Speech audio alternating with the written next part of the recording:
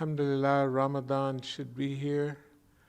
Uh, we'll be ready for Tuesday, I think. Is that what people are, Tuesday or Wednesday?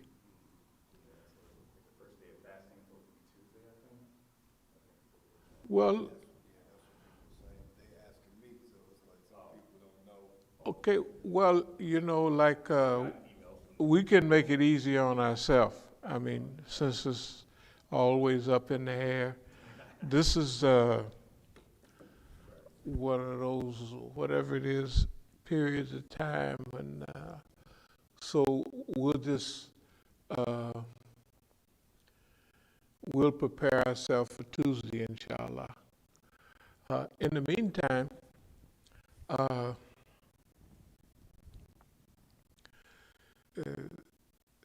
it's kind of been a little change or upgrade for Ramadan.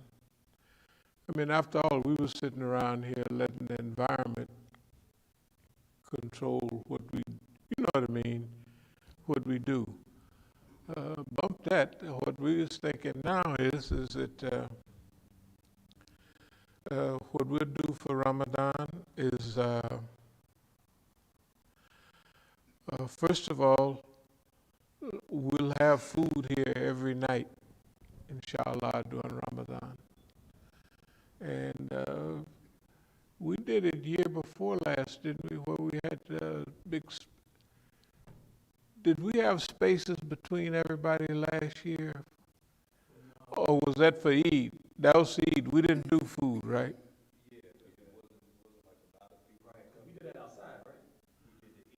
We did the Eid outside. Yeah, we did. Okay, yeah. But no, here's what we got planned. Okay.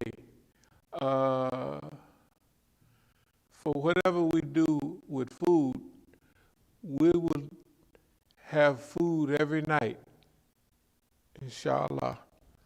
And hopefully it'll be 10 or 20, no more than 30 people. Or what, I mean, you know. But we will separate. Say, like if we got those tablecloths, we might have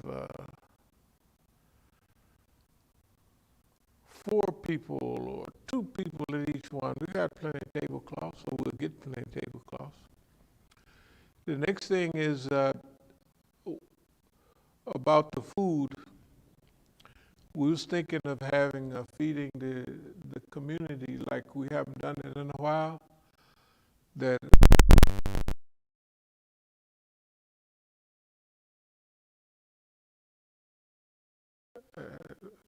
or at least one day that's not raining, you know, for the community. So we'll be prepared for that.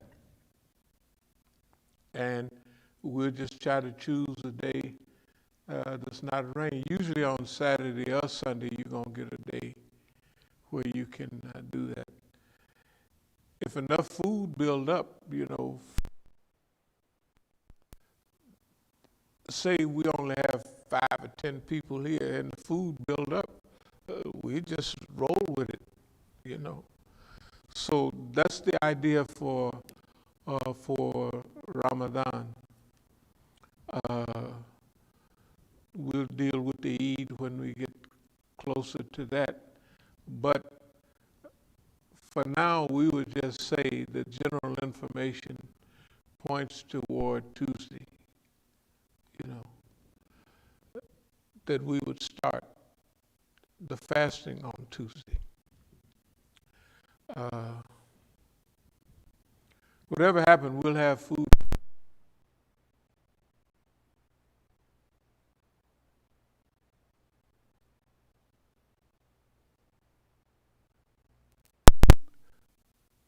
Whatever builds up during the week, we have an overflow.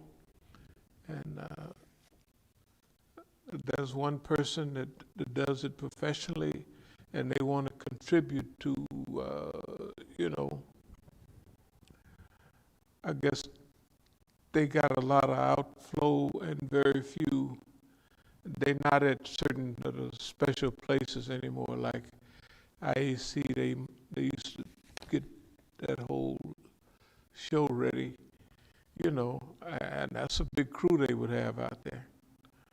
So we was thinking, might as well not go to waste, you know what I mean? And so that's the basic idea. The same Ramadan program. Uh, Tomorrow we can bring the tables up, and I'll go out shopping and get the, burners and all of that stuff, and tablecloths.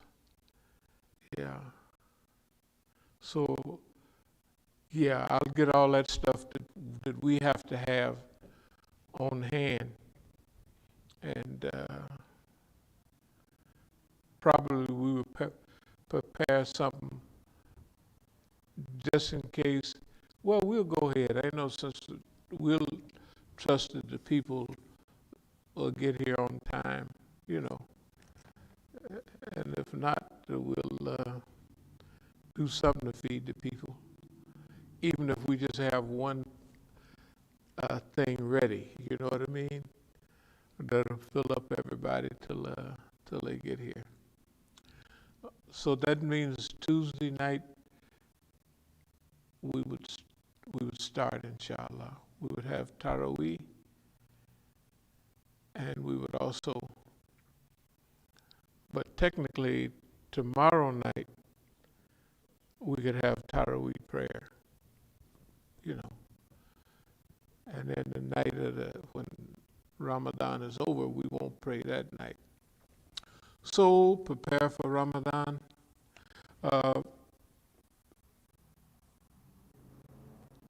So tomorrow we can clean out the refrigerators down there. I think that one over in the corner still works. It just, we never plug it up, right? Yeah, I started pretty much cleaning it out. You already have. I just need to do the rubber part. Yeah, good. Just a little bleach, wipe over bleach and knock that off. Bring some of the bleach tomorrow, cleaning material. So both of them down there are working. I didn't plug it up because I had cleaned the other one, so it should work. Well, we'll plug it up today when we leave. We'll plug it up. It's been cleaned, right? So all we have to do is just a little bleach, just wipe it down one more time, and we'll go with that. So that means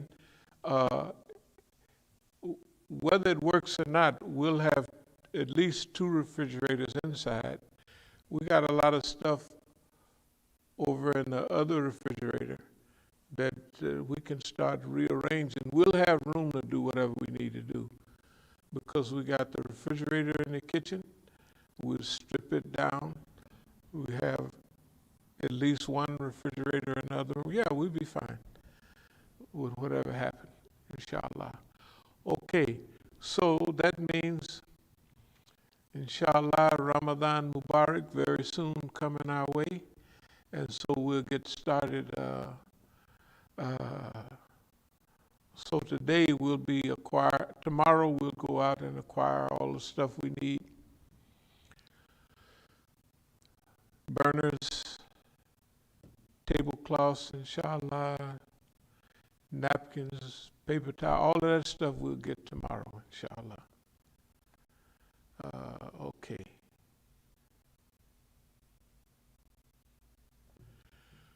Some of the flyers we were going to do, we'll wait till a week into Ramadan, to have all that, the other stuff that we was going to have ready. Okay. So that takes care of our Ramadan. And Ramadan definitely at least Saturday or Sunday, or maybe both, according to how much food we have on hand. According to how much food we have on hand. But we'll be ready for the community inshallah. And we'll do that at least one day a week and maybe two.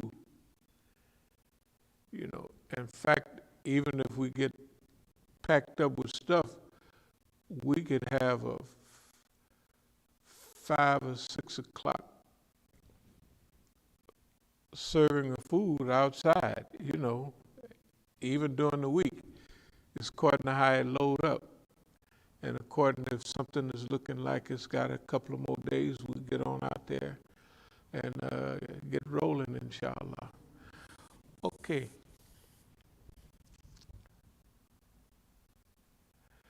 And in fact, that's a better feeling than cutting short. Might as well go on out and do it, you know what I mean? Then, and it's good. Sometimes right people call and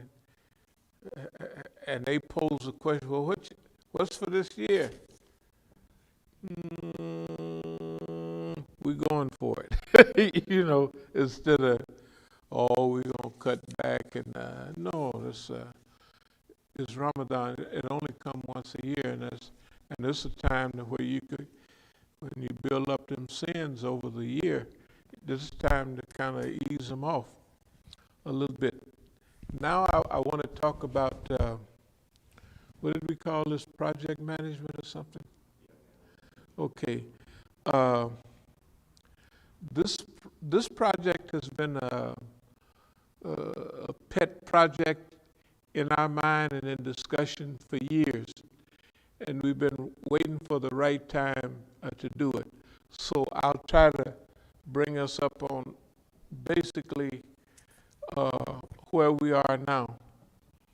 And we'd always talked a lot about homeless shelters and what have you. And we always wanted to do it where it might really make some impact.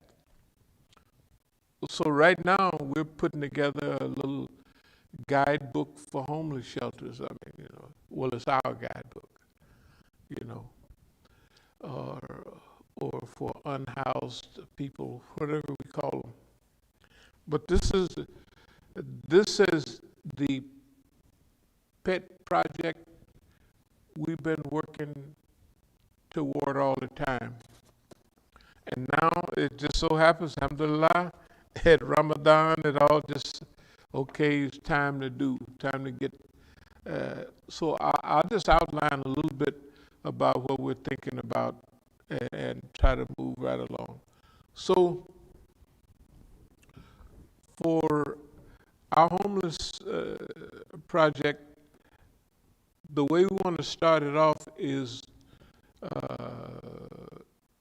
acquire a military base, closed military base, of course, and then right away begin to staff it with staff, with programs, or getting it ready to bring the people in. And we want to do the first one in California. And the first one is a kind of a pilot project, because the way we hope that this will go is that America is in deep need right now. And those people who are downtrodden, those who are forgotten, you know what I mean, those who are set aside, they don't have, in fact, they look down on now when it's really a need almost more than the people underdeveloped, the ability to drive through or drive past miles and miles of homeless shelters. I mean, to me, it's like when I would go to Soweto and go every big city, Johannesburg or what have you, they have big neighborhoods like Soweto, corrugated roofs if they got it lucky, patch cloth work on the outside, that type of stuff. That stuff is right here in America. We don't see as big of homeless shelters here, D.C., New York, because the weather is, it gets cold in the winter. But California, y'all have seen some of those things on TV about L.A. and the Bay Area. They got, hey man, okay, we already know what they got. So right now what we'll study is basically homeless shelter organization and management. We're beginning to write on that. And what we plan to do is, like we wrote all of those As-Sabiquns on movement before, we're already, you can see, already taking notes and preparing ourselves to write articles on a regular basis on how to do this, how to think about it, and how to approach it, and what type of attitude and have, and about the people, what their real problems are, whether it's self-esteem, part of your shelter, a part of your place should be like a camp to get rejuvenated and rebuilt. You know what I mean? If the society is built to tear down people, we should structure ourselves to build up people. And we got ayats to go along with it. We've been who is better in speech than one who calls men to Allah work righteous deeds and said, I am one who bow in Islam. All of those are the same ayats that we've been working on and repeating, and all of it coming together. Well, now it's come together at this time. So now we want to implement these things. Before we were talking about them, or whatever we've been doing, building up ourselves, getting ready, that's technically what we've been doing all of these years. Since the so-called decline of all of these things that we see around us, we haven't been wasting time. We've been cruising. It looked like we've been cruising, but no, we've been on this project.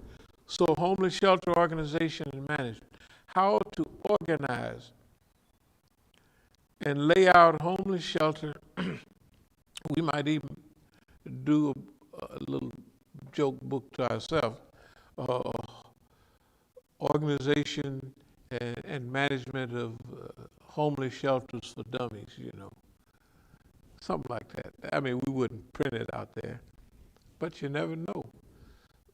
We would print it ourselves and put it out, Has anybody ever read any of those such and such books for dummies?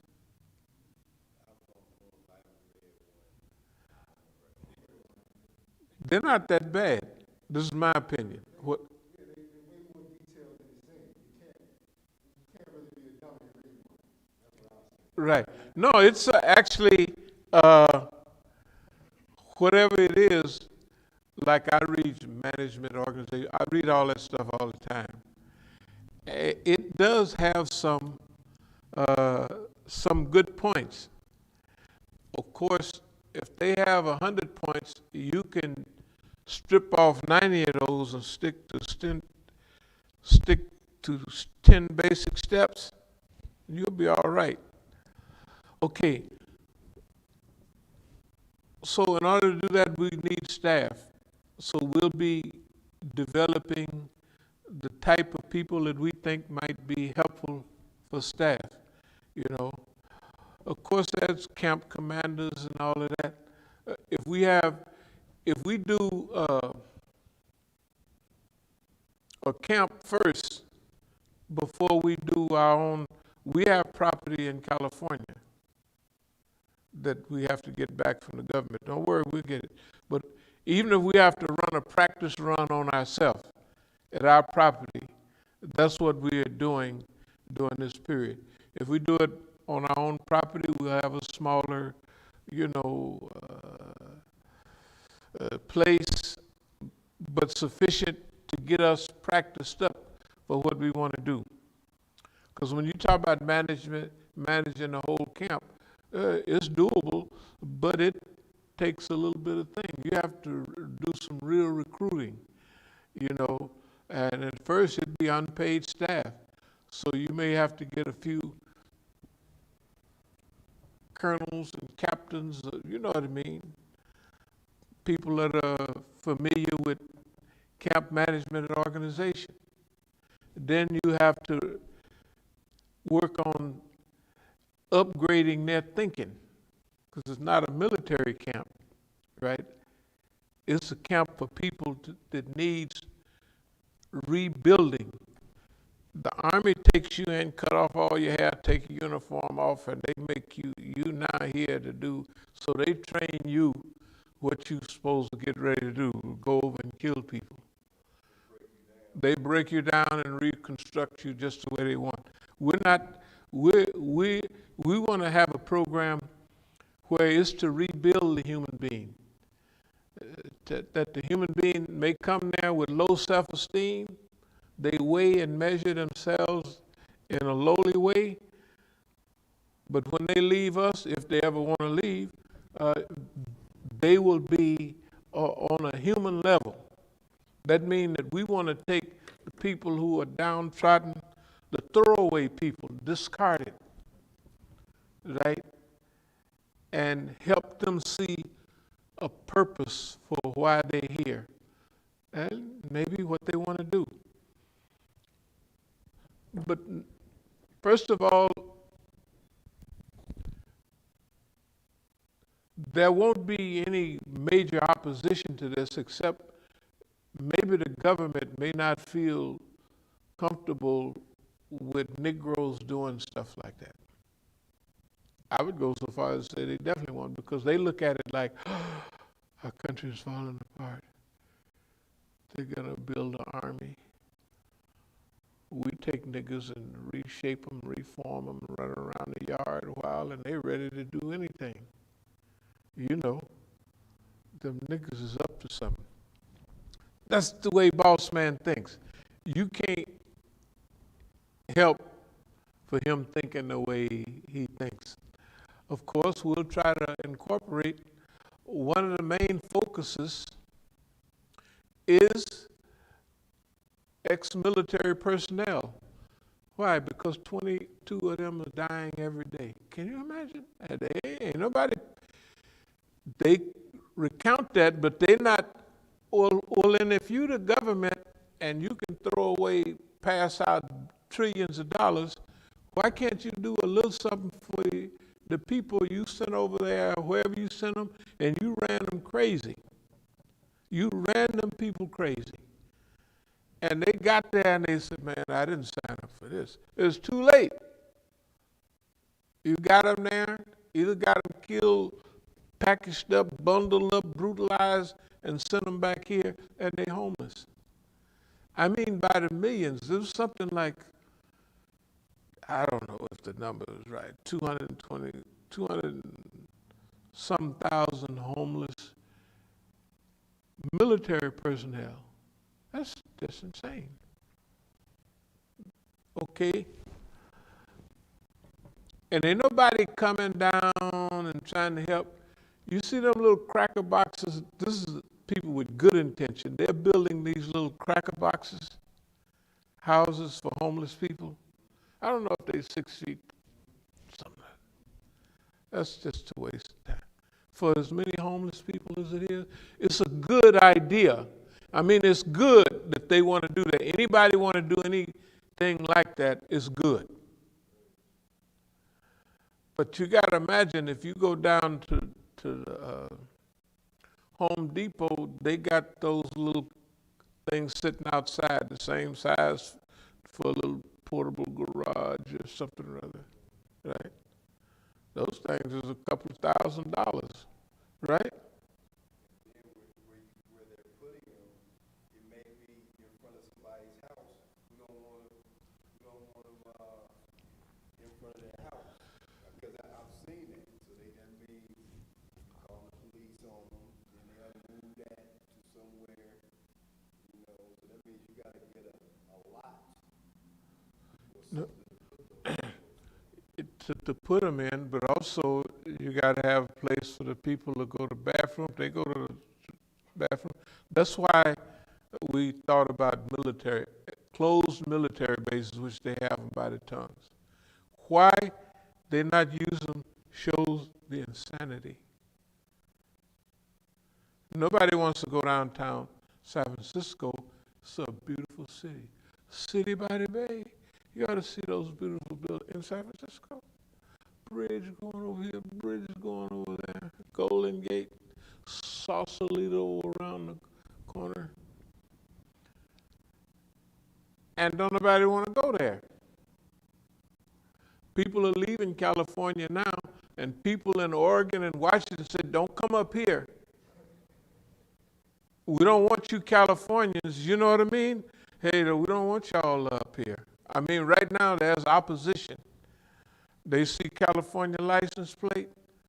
You want to bring that stuff up here? It's already weird. And Seattle ain't no better for homeless people. It's not any better than San Francisco.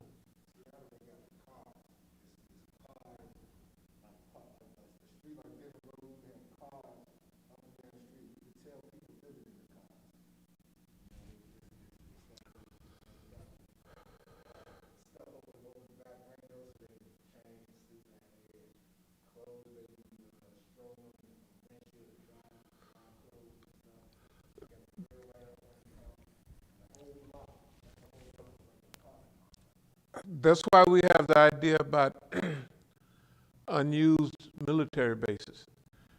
They have all the facilities. Number one, we can collect all their clothing, what have you. We can leave their carts, have a special place.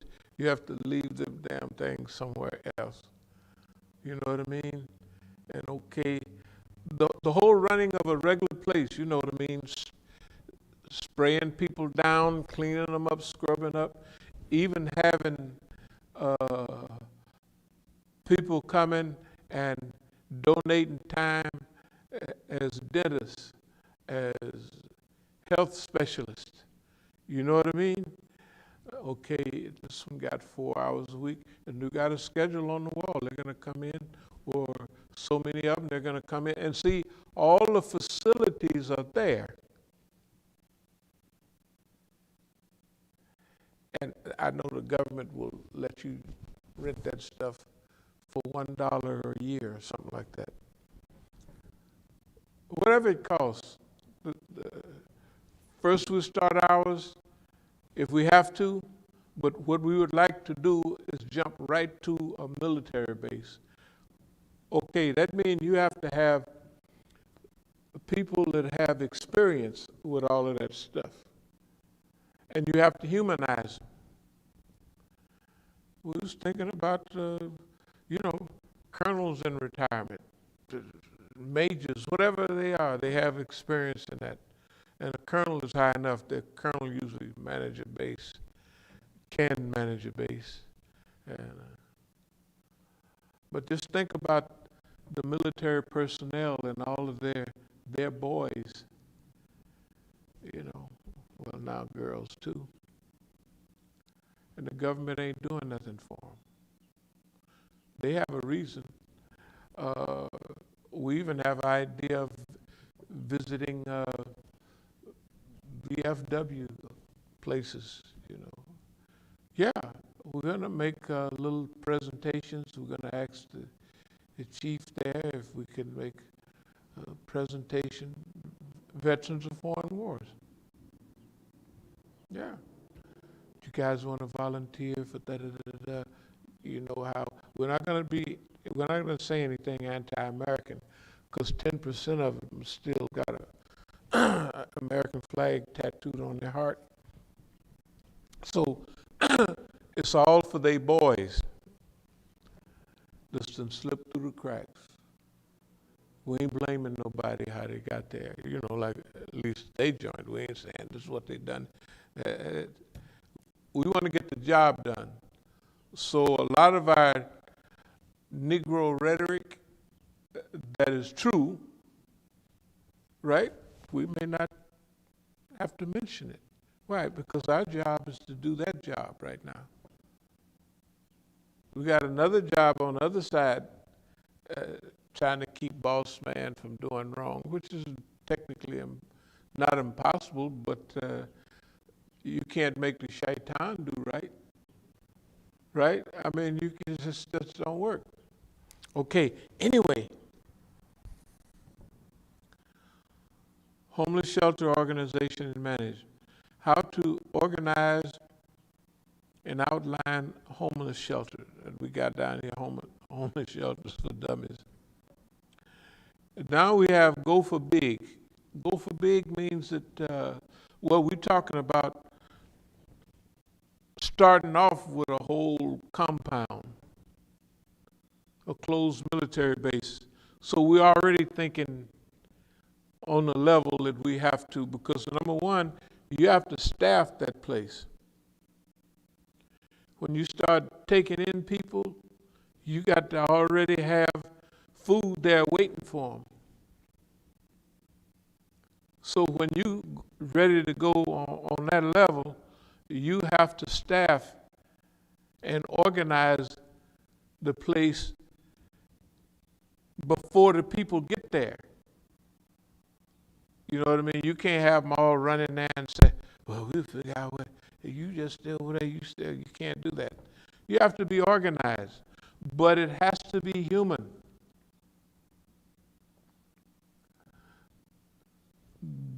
The military type personnel who would be happy to do that type of thing based on what they know have happened internally have to learn how to treat people like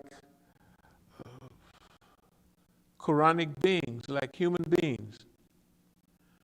They have to start off treating the people like we want the people, or it's wanted for the people to feel like where we're trying to take them. You know, all that self-esteem and all that.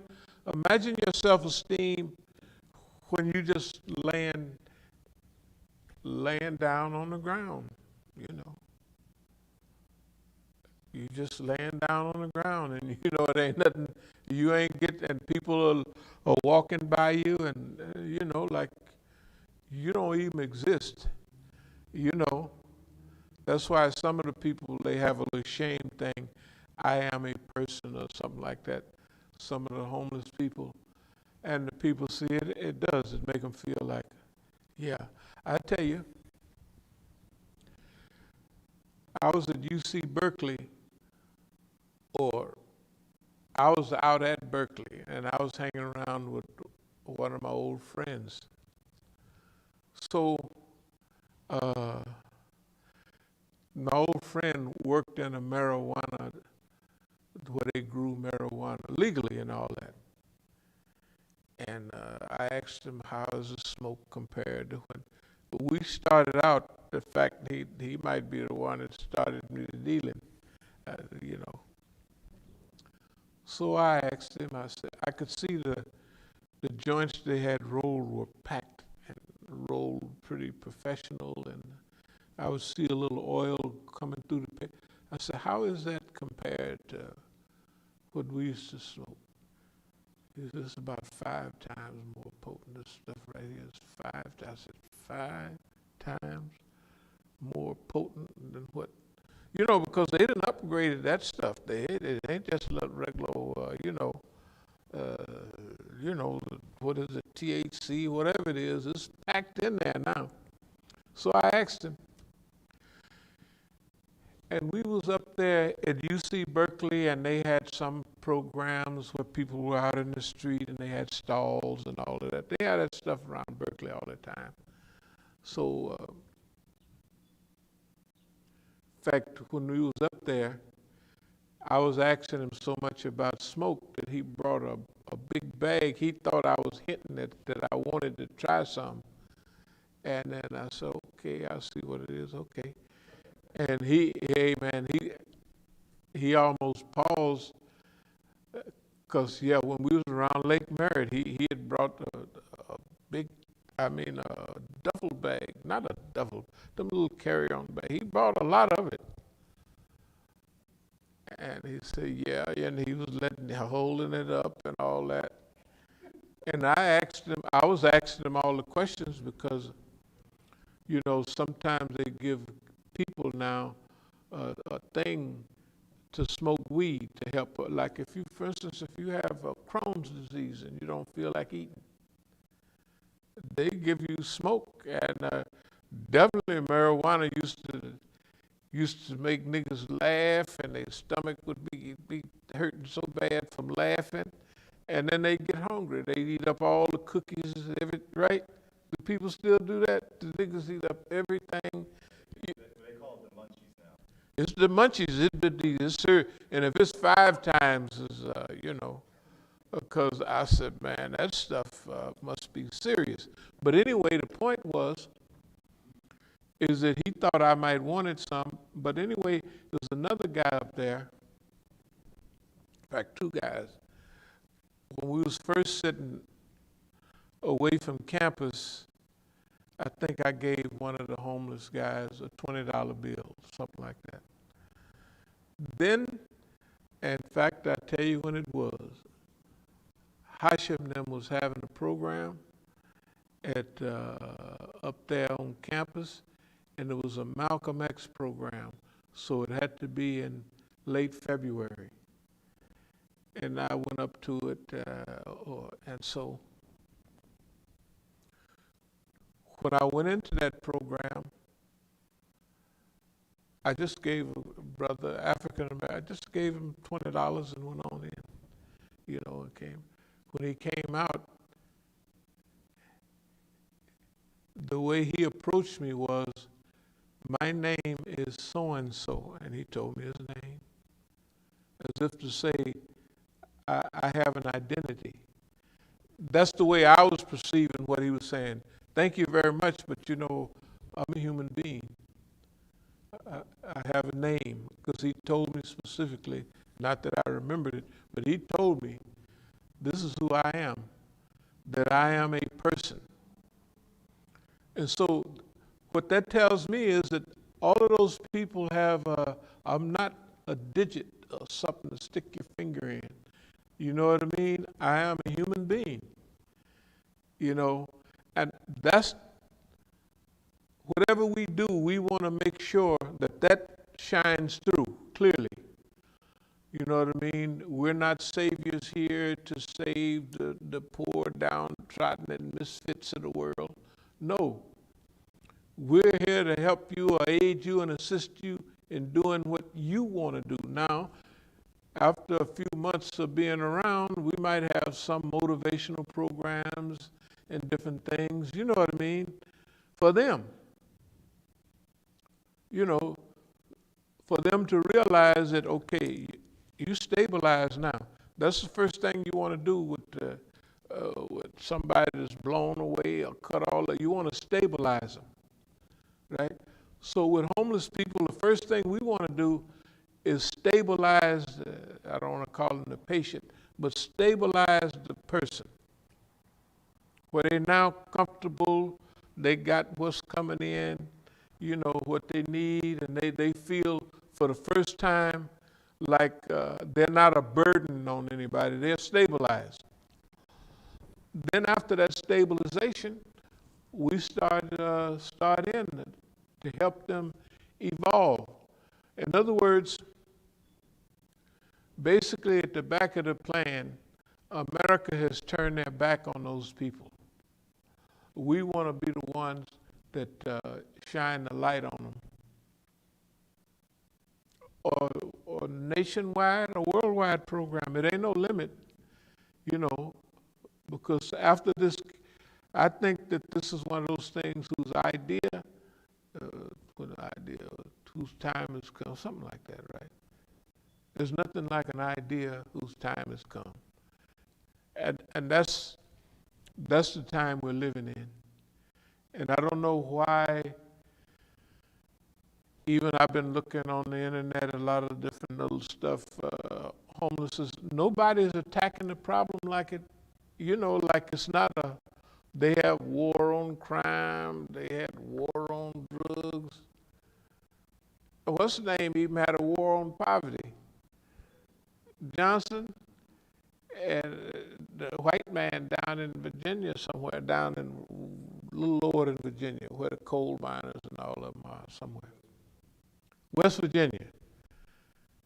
He said, I want you to tell me where I can go. You declared the war on poverty. Where can I go surrender? I said, so that's a white man. Anyway, let me keep on. So we're thinking about in big terms, and not just little small terms. Although a little deed done good regularly for such and such, you know, is as good as a good giant deed done once, you know, every now and then. But we're thinking about on the size and scale. See, we've always been movement orientated, so everything we think about, we're going to think about it on a movement scale, rescue everybody, you know, that type of thing.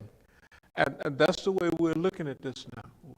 We're not looking at it as we're looking at having whole teams of people with trucks and everything to collect food from all the food that goes to Safeway and their warehouse. In fact, the warehouse is in Oakland, Safeway warehouse. If you look on Safeway stuff, you'll see it's a lot of Oakland on there.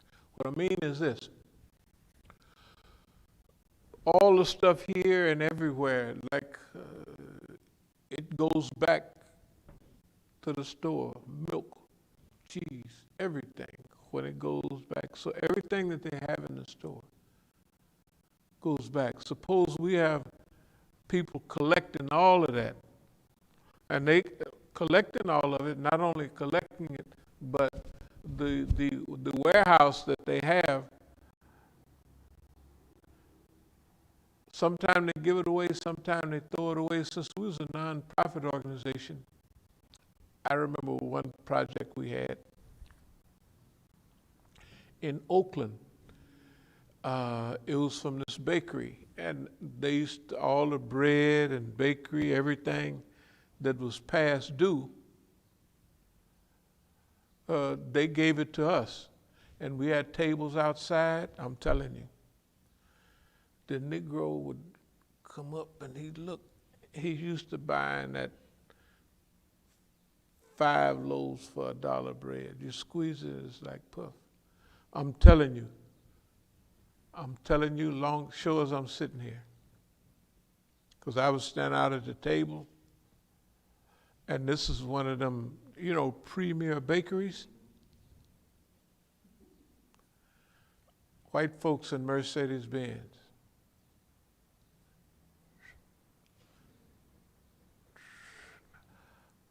Is that free? Yes, ma'am. I remember one of the first lady I seen do it was in a yellow Mercedes-Benz. Is that free? Yes, ma'am. Is there a limit? Can you say, well, it's getting a little late, so no, it's no real limit. Now, they had them delicious rolls and pie. It was expensive, the most expensive bakery in the Bay Area. And they could get us stuff to us because we're a nonprofit organization, then they write it off on their taxes. You know what I mean? Because that was the only requirement, that I have to give them our tax number, and they wrote it off on their taxes, you know. And so everything that they gave us, shoot, they probably didn't pay no taxes, because they gave us enough to consume whatever, you know what I mean? All of their leftovers, man alive, and the best bakery goods in Oakland. The Negro didn't want them. We would stay out there all day as the bread piled up. It had 12 grain bread, 15 grain bread, and you know why you knew it was deep? Because a loaf of that white man's bread, you could hold it up with a finger. This bread, you could tell some of the bread in the store is heavy. I mean, when it said 19 grains and 15, you could see that that is healthy bread. And we couldn't eat but a little bit of our, man, I'd put some of that bread in a skillet with some butter and heat it up. And I would be full, and you knew that you had healthy, stuff. A Negro wouldn't eat it. I'm telling the truth. He wouldn't eat it. I said, they'd eat some of the sweet stuff, but man, you roll the good here, man. The pie, nigga got pies up here, everything, But they would go right to the liquor store and buy a 50-cent loaf of bread that you could squeeze with your hand, and you squeeze all the air out of it. And they like that. You see the bread in the store right now, it's $1 a loaf, or sometimes maybe $1.50. That bread, anyway, it'll kill mice. You could want to kill the mice, just give them some of that bread and it'll kill them. Okay. So we have to educate people on not only what's going on, but what we're trying to do. We're not trying to run people's lives, but we want our centers to give people a chance to breathe and to get a second look at life. And also to feel better about themselves, you know what I mean? And some of it will take a lot of specialist care, but we'll leave that to the people that know how to do that, but they still have to do it under our guidelines. Experiment, guidebook, how to. How to do all of this stuff. So what we're talking about, people do various types of things like that. But the reason we need guidebooks and lead books and all of that, pamphlets, is so that the people will be thinking along the lines, strip them off. You're not here to save the world and all the white people. You're not here to save all the black people and make them, you got to read the Bible for John 3:16 before meals. No. But we're doing this. Why are we doing this? We're doing this based on our Islam. And if they want to know, we'll happily tell them. But they don't have to sit there and take shahada, and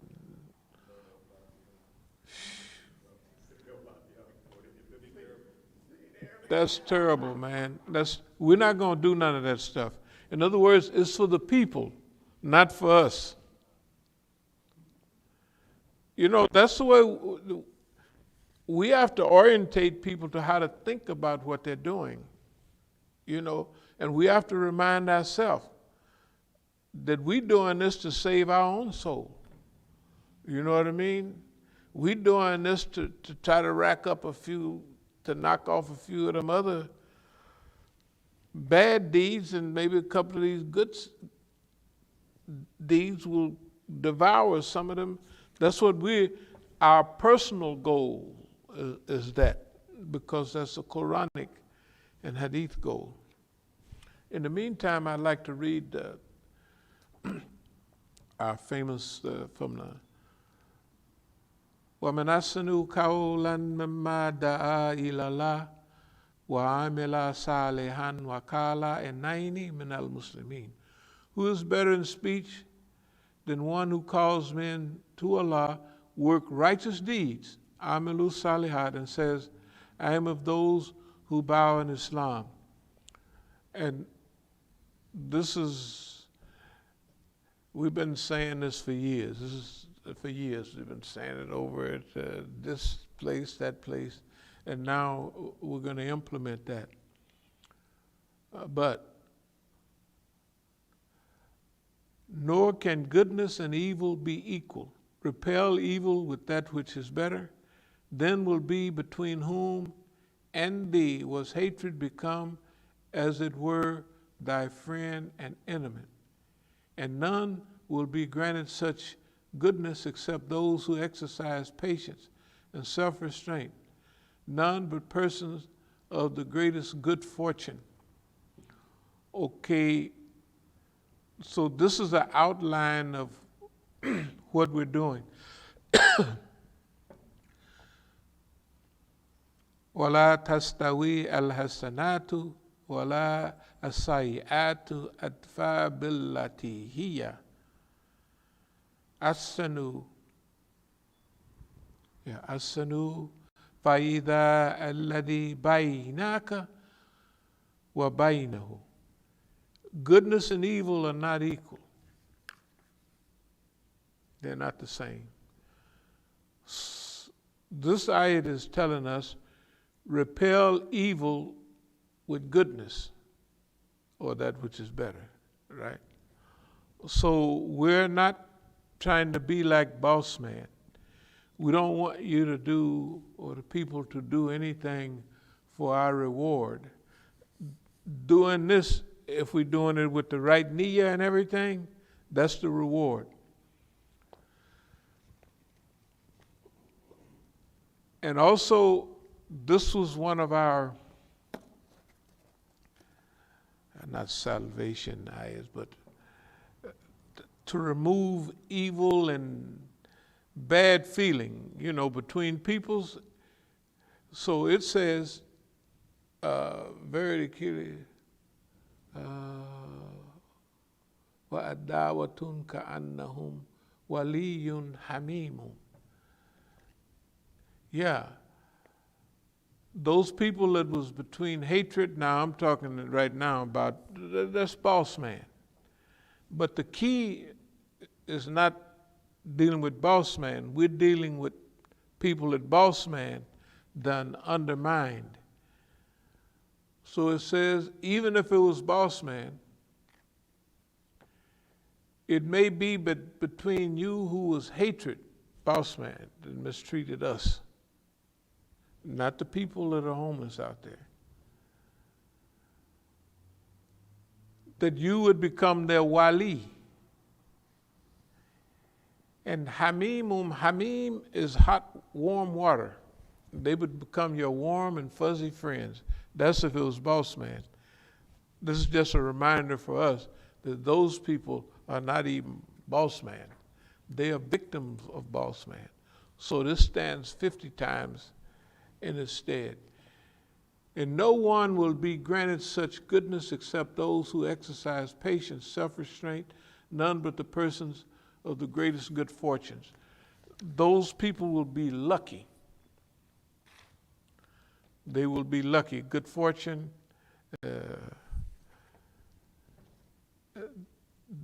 the dictionary, when it uses the word has or something like that, it uses two terms, luck and fortune. So it's those who have good fortune or those who have good luck. And we don't necessarily believe in good luck, but the way it's putting it here, it has, it carries some weight. Because when I think about life, I said, boy, I was lucky out of all the Negroes that went down their path, what have you. Man, I done jumped in Islam. I'm the luckiest Negro in the United States for sure. It's just my belief. Everybody had entitled to their own, but me, I feel, man alive, there's so many stuff that could have happened, and it didn't happen. And if it did happen, it didn't even hurt. You know what I mean? Whatever happened, it made you better or bigger, and you're even more grateful. Because every day you go out and look around, or every time I go back to Oakland, I see, and everybody that's from here, they see what happened to our people. I don't care what it came from. You was lucky when you accepted Islam. Or you can use that word, or you can use fortune as you was very fortunate. But you can put a little luck on it, 'cause since we colored, you can put a little 15% luck, like not like you shooting dice and you get lucky that day. But a nigga is lucky, man. They can say what they want. I just know that personally. I know I don't, anyway. And now, just to be brief, we read our ayat last the other day. These are like God gave you eyes, ears, tongue, but he had made no haste on the path that is steep. And what will explain to thee the path that is steep?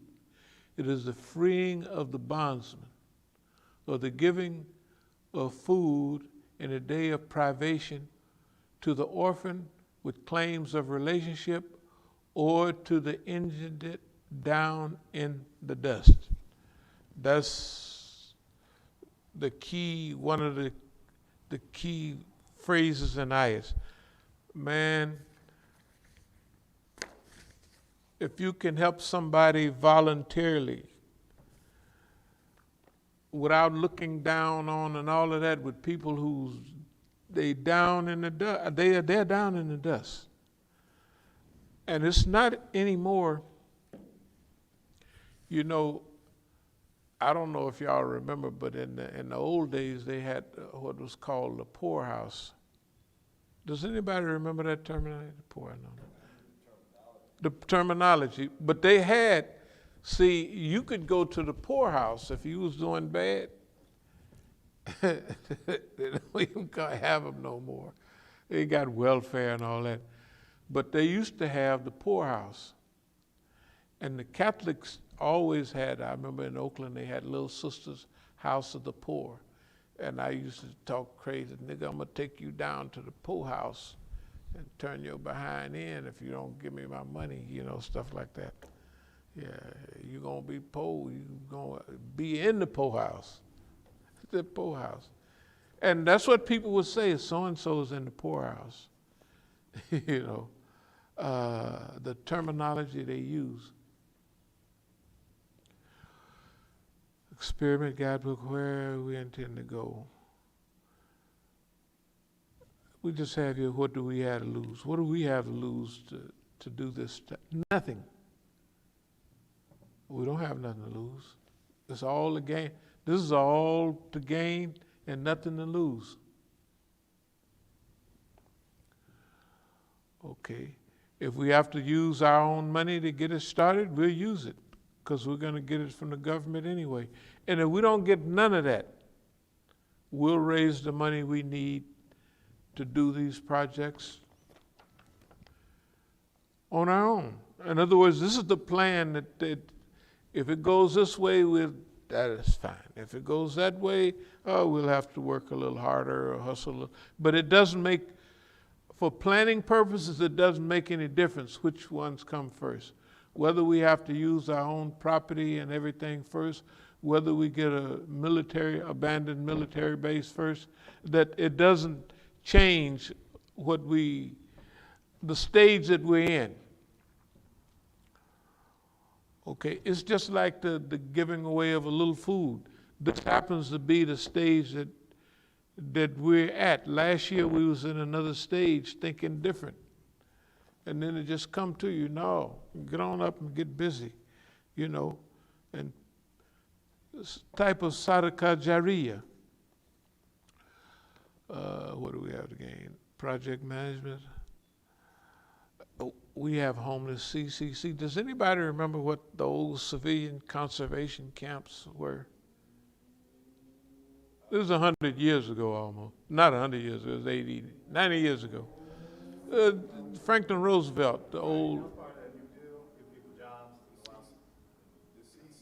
Yeah. Yeah. They did good work, man. They built dams. They built. They started preservation of forests, and they got a little salary, something to eat, and it gave them a feeling of being useful. Okay, we want to do that type of thing plus all the better aspects of human character. You know what I mean? Yeah, that type of thing. But that'll give you an idea of, number one, their old military bases. Number one, we want to include some of the people in management that has a feel for large discipline control, management of people. And you get that from the military. And who's better to do that than a guy sitting at home drinking all day, and an old colonel, even a couple of generals? They'd love to have a chance at something like that. You'd probably rescue them more than they would be helping the people. But all of that stuff, remember, this might sound like hokey dokey, but this is management on a large scale. If you get the people there, you got to feed them every day. Say we'll feed them twice a day. That means you got to feed them twice a day, every day. So you got to have stuff packed up. You got to have a week's supply on hand all the time. In case something go wrong, you know what I mean? In other words, and to keep things flowing, you got to have a whole crew of people making them circuits to Safeways, to Lucky's, to Albertson. That's the ones out there.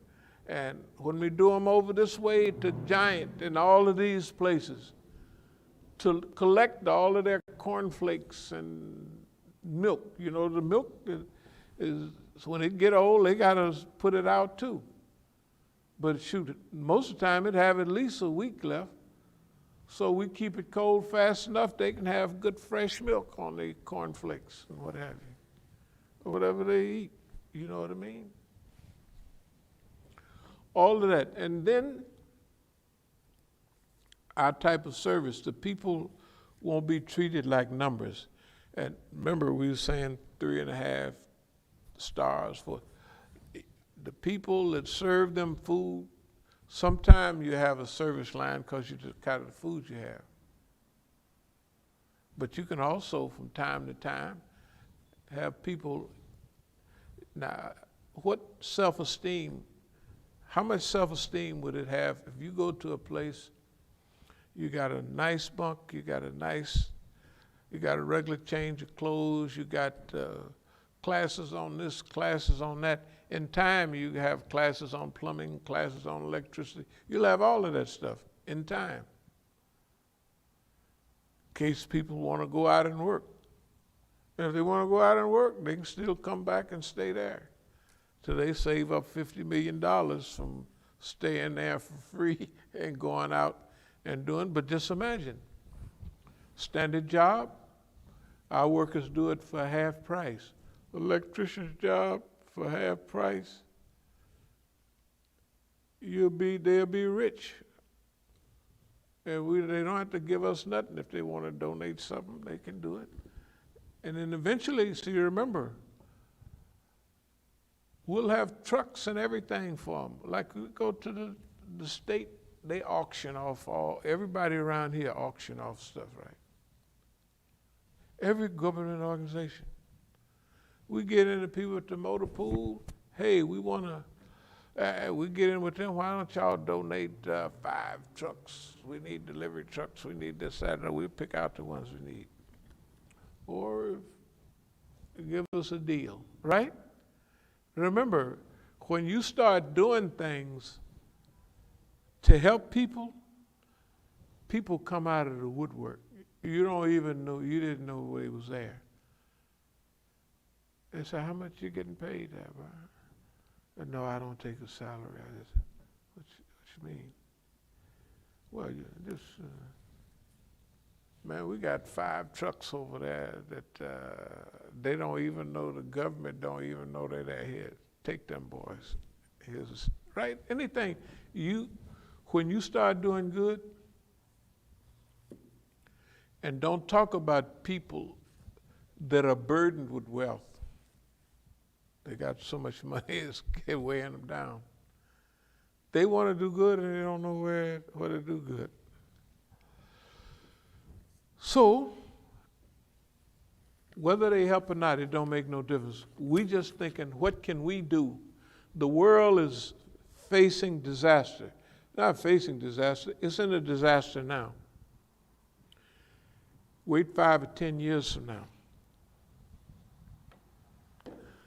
Boss man just driving on the by, I was listening to the surveys that it's so many, the people at top, it's 10 people get much money is, I don't know, it don't even sound right. As much as a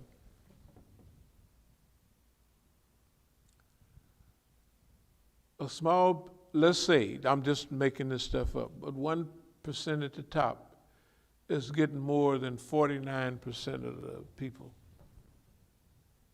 And if you take 10% of the top, they get more money than than 90% of the people. That's just ridiculous. Okay, that's ridiculous. The other thing is,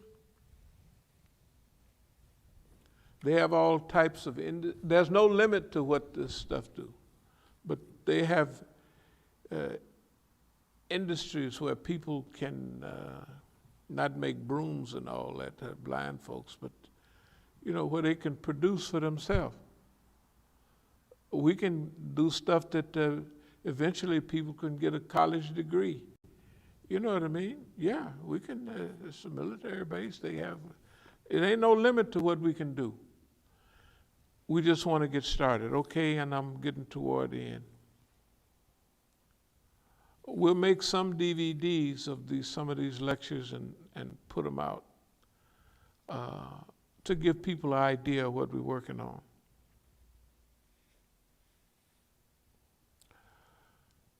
Yeah, for Ramadan too, we'll write inspirational lectures. Can you imagine everything from landscaping their own? You know how big these military bases are. Well, everybody can have their own plot for a garden, right? All that space.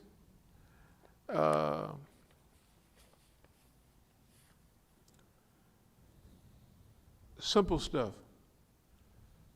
Tree planting. For places like California, a whole barracks or two full of firefighters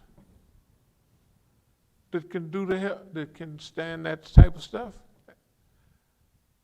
We had a division of forestry come and train them to fight forest fires. Right? And as we go all over the nation, we'll have people like that in every place. Flood control, this, that, and other, right?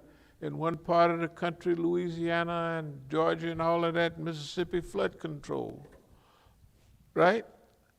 In other words, there's no limit to what we can do. The only thing that would limit us would be our thinking. Okay, I'll speed up a little bit. Why no to hatred, mistrust, anger?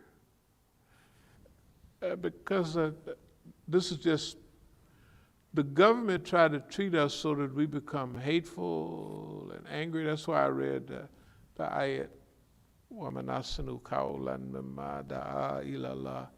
I think people want people to be more hateful than loving. I think that's what they're pushing for. But it ain't gonna work with us. So far, it haven't had no, and we knew this stuff years ago. That's why all our notes, no matter how far you go back, it has things that we are not cultivating hatred, that we're cultivating love and compassion and all that stuff over and over again. We have been trained very well by the total environment. In other words, the environment have trained us to do good, not evil. But if we did like everybody else, the environment would teach you hatred, mistrust. They gotta get, only the strong survive, you know what I mean? And if you ain't surviving, it's cause you just weak, you weak nigga. You know what I mean? You gotta, and that's the teachings. That's human teaching. If there's something wrong with you, nigga, it ain't the boss man. They got poor white folks and poor niggas. And if you a poor nigga, it's cause you've been working on it. You trained yourself to be a poor nigga. Yeah, people talk pretty bad. They can make people just as mean as they can be. So for us, vets, help yourself by helping others. Start with throwaway people, discarded and considered worthless. As tonight we consider the people of weak and of no account and made them leaders in the land. It sure is society like that. 7-130, something like that. I can't wait for a system.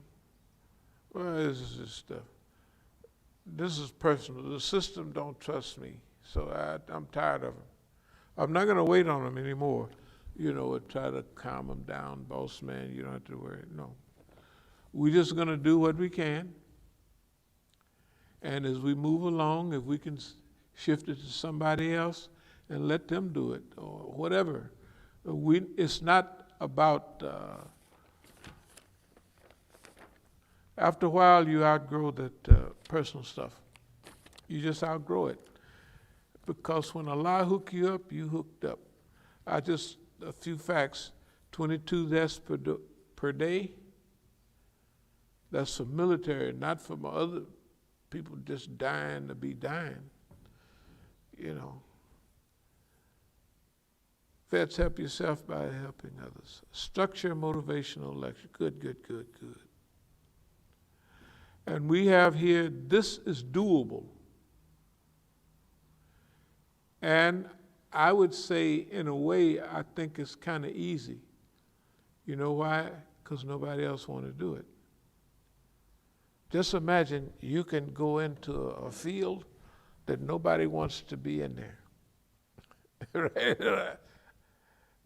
Or people are afraid. I don't want to help nobody else because I ain't got nothing myself. If I didn't get the stimulus check, I would have been finished.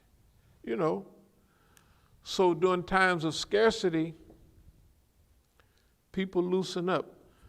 But remember, we're counting on the good in the human being. And that comes from belief. Allah put good in everybody. And if you strike the right chord, you'll have more help than you need. I haven't mentioned getting, some of our old things talk about getting preachers and other things involved, but we have to show them a model first. I'm not saying that my friends are preachers, but not there. That's a bad thing to say.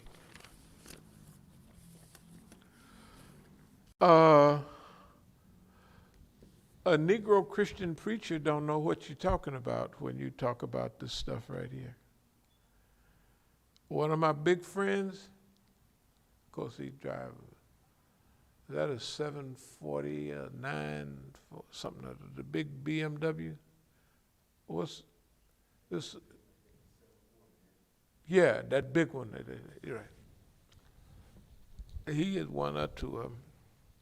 Yeah, man, telling me, I'm putting in this thing, and I'm gonna get enough for both of us, for all of us. We gonna. I said, well, so he told me what it was. I said, no, I don't want any money from the government. And he kept. Then I said, no, I don't take that type of money. I say, if they want to drive by my place and throw it over the fence, I'll take it. But they can't stop and I sign the thing, thank you for this government money. And to this day, some kind of way, we not like we was before, because we was in the same thing. We was both big. He got a church, and he just don't. Well, if you're not doing it for that reason, why? This is what he's thinking. But I should have known that all the time, because I'm talking about in '79 and '80. He came by our first mosque that we hadn't bought that. We was renting it. And he was talking. I say, yeah, da da da da. He say,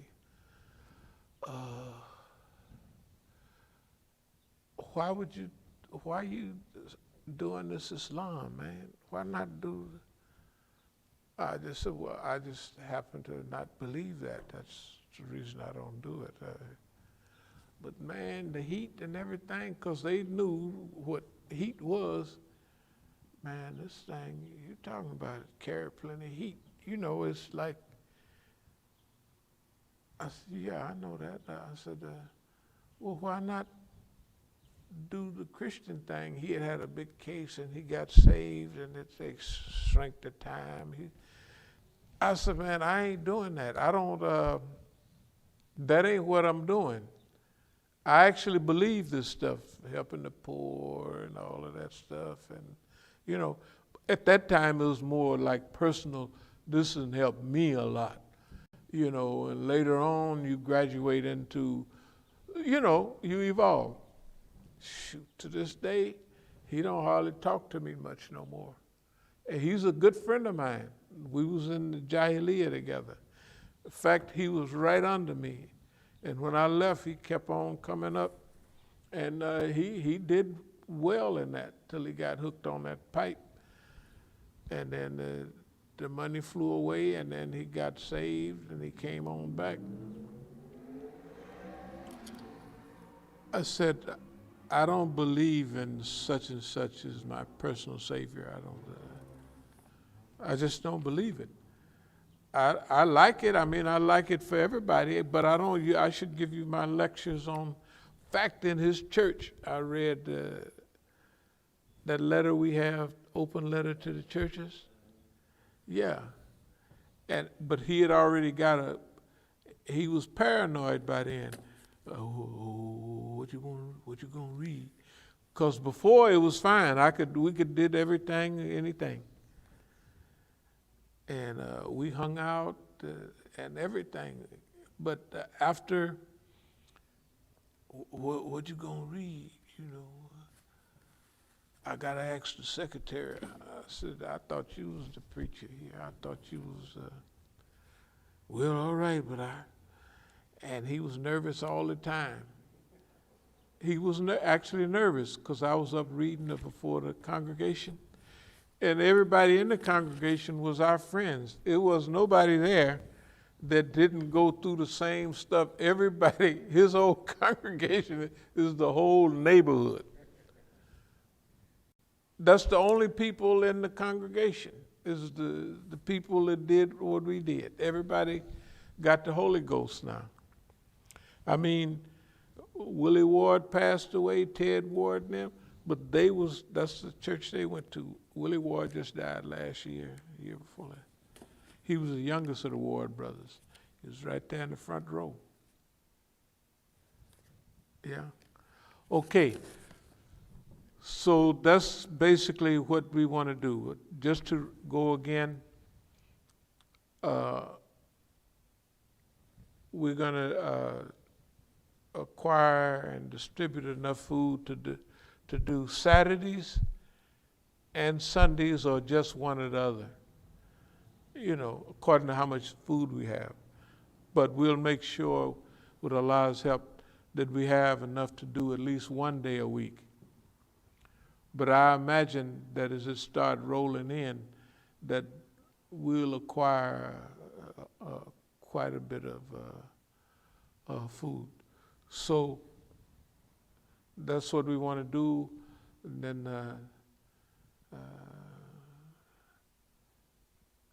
we'll spend tomorrow and Tuesday getting ready, you know, inshallah. And I want to take my yellow car over. I'll call her, what's the name to do that? What's they call them? A tow truck. Yeah, I just call her. I'm not going to make it hard on him. Like he said, he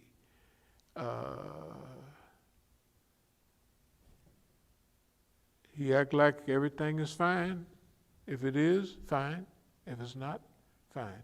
But I'll start with that car because that's what I told him. That one don't work at all. Neither one of them, none of them, they have all quit ahead of time. But I told him that quit in one day. When I got it back, you notice I never drove that car. I drove it over there and it sit there. So I'll have AAA or somebody come take it over there.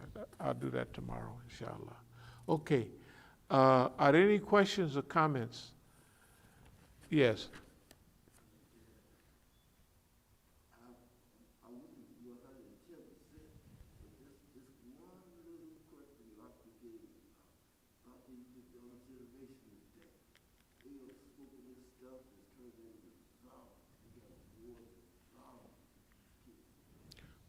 You mean they smoking K2 and all that? Yeah, yeah. One thing about it, we can't stop it. What we can put together a package that helps people that want help. You know, we're short-handed ourselves.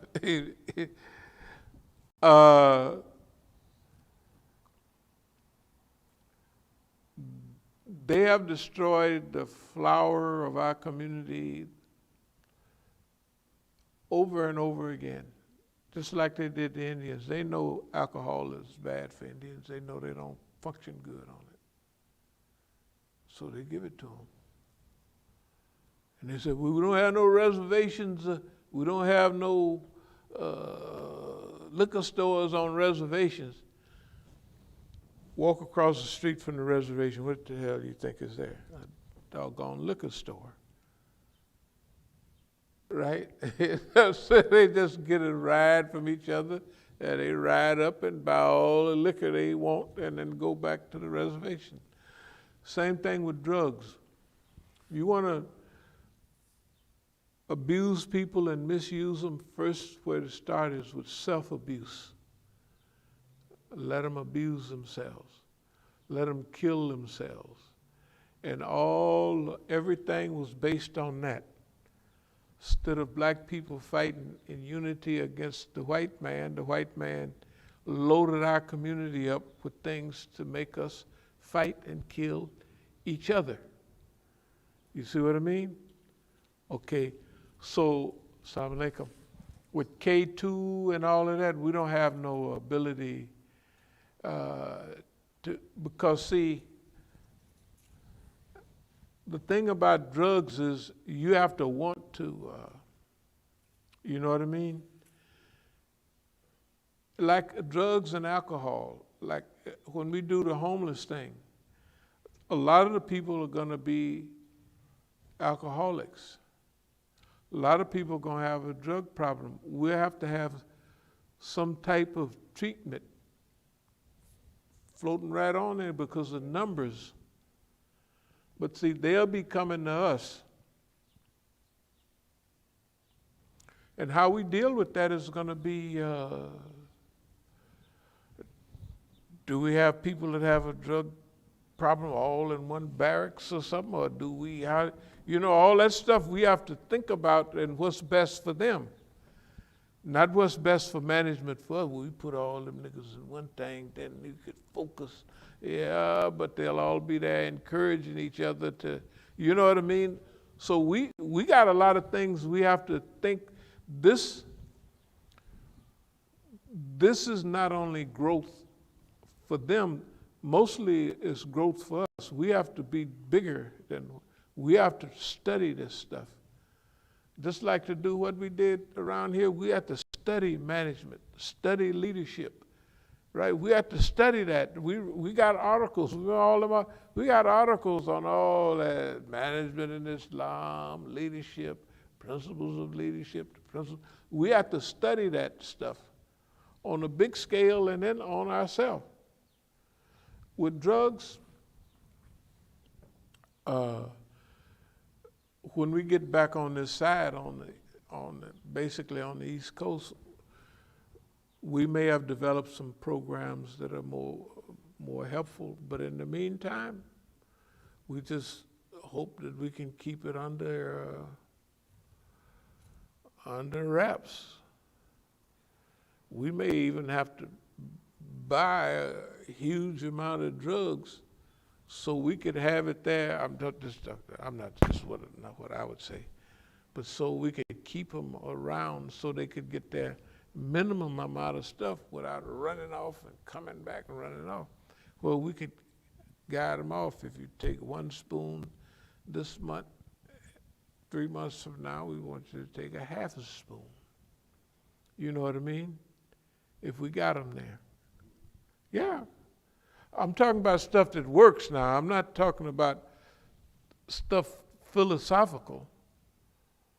And about legality, shoot, Oregon already gone legal on heroin and everything else. And a lot of them other people, they're saying there ain't no sense of that war, drug war, we lost. We lost 50 years ago. We lost that war. And no matter how you shape it and fashion it, we lost, and we're losing. So you might as well legalize it. And that's what we say. Might as well legalize it. So any more questions or comments? Yeah, brother asked more of a comment. He said, this is all true and wonderful, but we as Muslims in general, and black people in particular, are quick to throw one another away. I'm sorry to say, but we are harder on people trying to reform themselves once a negative impression has been made.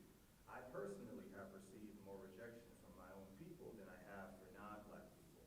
So I admire the aspirations of this program to rebuild people from the ground up, but we have to learn to love and appreciate one another first. Just my opinion. May Allah forgive me for anything that I said that was incorrect. Well, no, that's what we're talking about. That's what we're talking about love. We already know that the Negro don't like the Negro, and the Negro don't like himself, else he wouldn't be. So that's what we're talking about. Just what the brother was talking about. Compassion and love for humanity. And that's the way you get big things done. Nobody here has to be taught that a nigga will cut your throat before he'll help you across the street. Everybody knows it's normal, right? It's actually normal. In fact, in our life, if only the strong survive. You know, you got to get your own money. Look out for yourself. Look out for number one. All of that stuff. We knew that 1,000 years ago. What we're talking about now is the other side.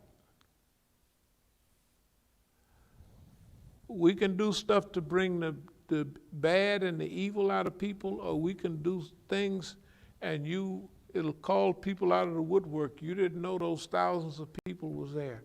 I wanted to help all along. I just didn't know who to help. And imagine when we get a few other people from the other religions that's what they claim they want to do. The homeless and the helpless, the shut out and the shut in, all that stuff, right? We don't know what good gonna come, but we know if we do what we just talked about or get started on it, we expect Allah's help. And number one, we got Allah's help. If we know we do that with the right intention, we already got one blessing. It's already there. That's sufficient for you. You know, one blessing, one of those blessings are going to get you in. And if Allah blesses your endeavor, it may be 10 times, 50 times, 700 times. And according to some of them hadith, 50,000. You know, you ever read any of them? Do you get, say such and such, you get 50,000? You know, well, you know, fine. That's what we want to do. Any more questions or comments? Does everybody have a picture about the Ramadan, what we gonna do for Ramadan? So were we gonna do that program, those people that reached out on the, about the top seer? There was a sister that reached out a few weeks ago. It kinda sounded like we weren't going to do it, or were we? I just need to confirm to let her know if she's trying to. Okay, here's the thing now, since we didn't flip back on page, some nights we will have classes like we always do. So some nights we will have lectures on Ramadan, the values of Ramadan, the values of fasting. And what was her subject about? Just pick a top seer on, you know, really from a Jews from that particular day that people are gonna be reading. On a, or And what does she want to do with it? She wants, they're gonna do a live stream on their platform. So it's the same way we've done the other live streams, when people brought you onto the show, right. it would be the same thing. Okay. We're gonna have different reciters, I guess. Yeah. Do a juice, and then you would say, as opposed to doing that, you might do the top seer. So I guess you're gonna have different recitation Right. for each juice. What they could do now is she on there now? No. Okay. I haven't sent her a message yet. Okay, what she can do is have a brief reading for that day, not the whole reading of the juice. And then a person that they select, they could go right now to whichever tafsir they use and give an explanation, overall explanation of the Quranic statements of that whole day, you know, for that day. Or pick special, you know, like we did last year. We did kind of like that last year. Like every talk that we gave was centered around the reading of the day, Yusuf and his brothers and all of that. You remember that stuff? Yeah, we did. So when you talk to AXA, what commentary do they have? What tafsir? Because they could do that themselves. Yeah, no. I think, is he misunderstanding in a sense? What? They have a program. Right. They have a program. Right, that they were going to just have recitation.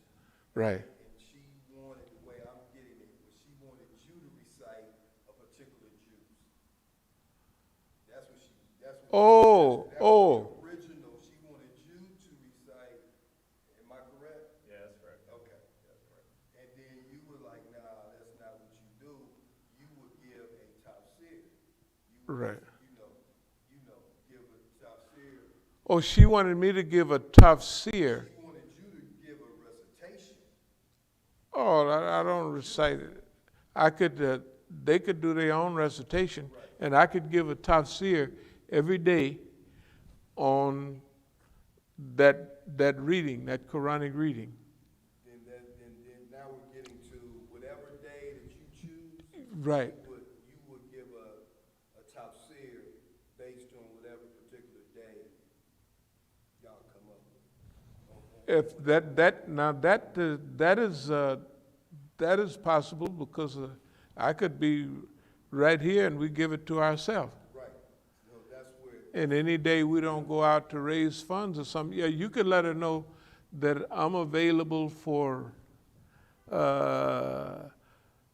if I did once a week, or was that? It may just be just one, whatever. Yeah, I Just one? Just whatever juice you decide you want to do, Right. that you particularly want to do, whatever juice you want to do.